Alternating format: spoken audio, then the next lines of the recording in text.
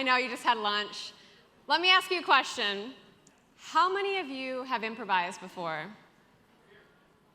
All right, let me ask this question a different way. How many of you have ever had a conversation where you didn't know where it was going? Yeah, okay, let me ask that first question one more time. How many of you have improvised before? Yeah, whether we realize it or not, we're all improvisers. We're all figuring it out as we go and occasionally make some really dumb jokes. Now, great impact-driven leaders and great improvisers both adapt to change, build trust among teams and communities, communicate clearly, and make decisions with limited information. So, given these similarities, we can use the techniques and principles that improvisers use to be great improvisers on stage to help us be great leaders empowering change off stage. So, there's a couple things about improv I want to share with you today about how we do that. The first principle of improv I want to share with you is say yes and. Now, yes and is this fundamental principle of improv that means acknowledging the reality of the scene and then building on it. So if I'm in a scene and I'm like, hey, we're on a rocket ship, and my scene partner's like, no, we're at a cafe, that kills the scene. But if I say, hey, we're on a rocket ship, and my scene partner's like, yes, and there's an alien out the window, now we're on the same page, we're in the same scene, and we're creating something together.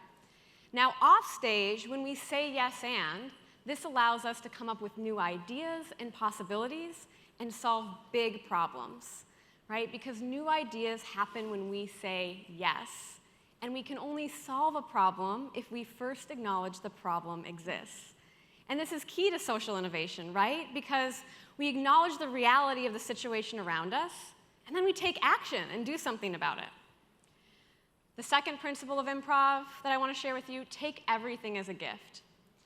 Now, in improv, we're writing the script in real time. There's no lines. So every word, every movement, every facial expression, every awkward silence is telling us something that we can use to move the scene forward. Now, in business and in life, when we take everything as a gift, every conversation with a colleague, every observation about our community, everything that doesn't exactly work the way we think it's supposed to, it's all helping us get to where we need to go, and that's a gift. The third principle of improv I want to share, play the scene you're in.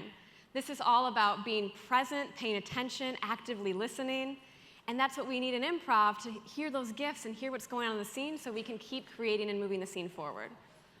Now, off stage, when we're being present, actively listening, that's when we get true collaboration, right? Because we're really being there. If we're in that rocket ship scene, we want to be in that scene so we don't miss those moments on stage and off. And the final principle of improv I want to share with you today is, if it feels weird, do it. Improv is fun, and comedy is created when we do the unusual thing. You know what else is created when we do the unusual thing? Change. In business, social innovation in life, what got us here will not get us there. If we want new results, we have to make new choices. And by practicing making weird choices in improv, we get better at making weird and new choices in our lives and in our work. And those are the kind of new choices we need to empower new kinds of change. So all this being said, who wants to try some improv? All right, one person does. Great. Everyone stand up if you're able to.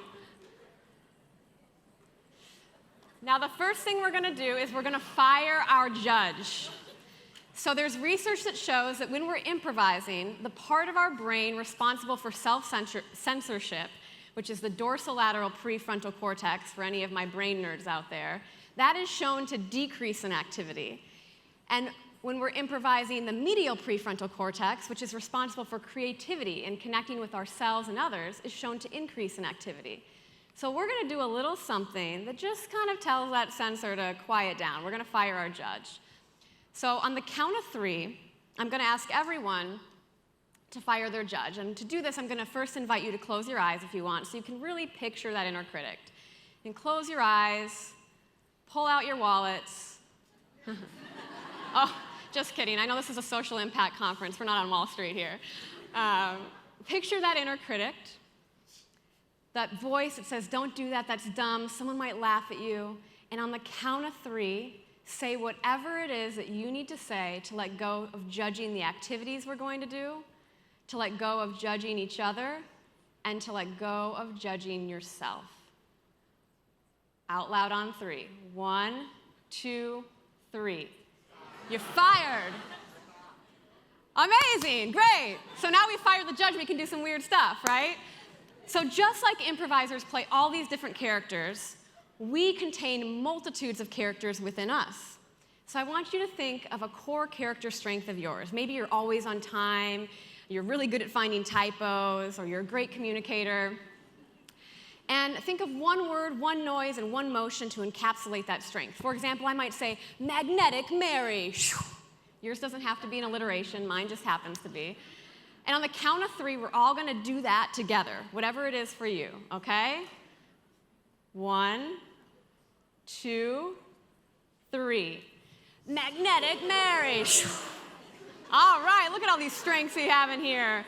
Now, I'm gonna ask you to find someone near you, and you're gonna share, both of you kind of do your strengths, share your strengths with each other with your noise and motion. And then, after you do that, I want you to silently look each other in the eyes. And once everyone is silent, I'll explain why we're doing this and what's next, okay? Turn to someone next to you, share your superhero strength, and then silently look each other in the eye.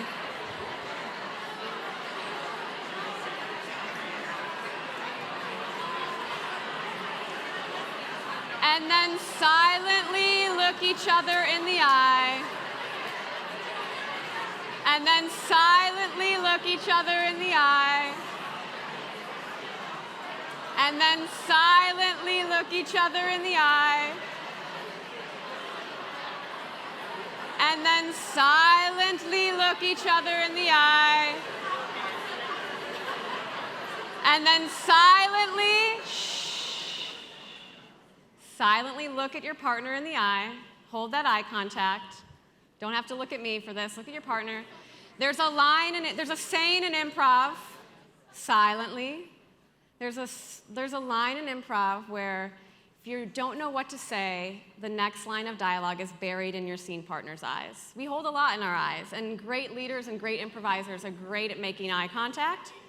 And right now we're taking that to the extreme. We're on a 10 making eye contact, for those of you that are actually doing it.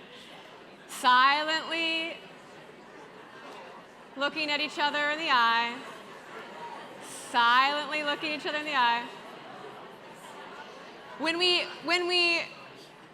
look each other in the eye silently at an extreme level, and I know this is hard for some of you because I can hear you not being silent, but we're practicing something, we're taking the extreme. So maybe in our day-to-day, we're like a 4 or 5 on eye contact, but now we're doing it at a 10, which is, heightened. It's an extreme form of eye contact. So later in the conference, when you're talking to someone, maybe you're at a 5 or 6, you improve that skill. And this is one of the fundamental ways that improv helps us empower change. We want to practice a new skill, we take it to that extreme so it gets a little bit easier in our lives, okay?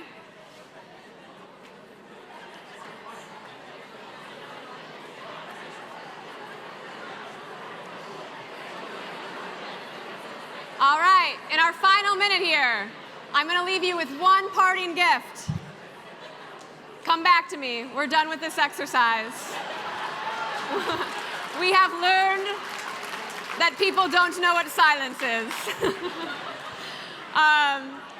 So if you ever want to practice listening, you could have taken that and had a conversation using the first word as that person's last word.